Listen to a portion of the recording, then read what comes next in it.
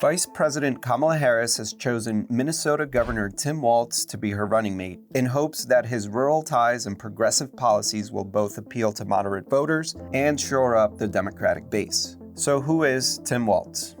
Governor Walz spent 12 years in Congress as a Democrat representing a solidly Republican district in rural Minnesota. His Midwestern roots and folksy style could help balance the ticket led by VP Harris, a California liberal. He is a rare gun-owning Democrat who has talked about his love of hunting. However, as Minnesota's governor, he signed into law several gun control measures, including one that increases penalties for someone acquiring a weapon on behalf of someone who is not eligible to own firearms. The policy reversal earned him scorn from pro-gun groups, including the NRA, which downgraded his rating to F.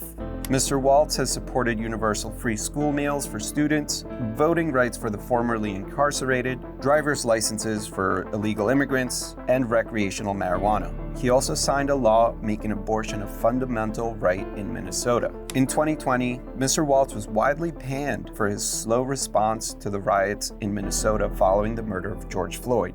His delay in sending the National Guard into Minneapolis resulted in hundreds of businesses in both Minneapolis and St. Paul being burned to the ground. Kamala Harris praised her new running mate as a champion of working-class voters who will bring, quote, principled leadership to the campaign. The governor called his selection the honor of a lifetime.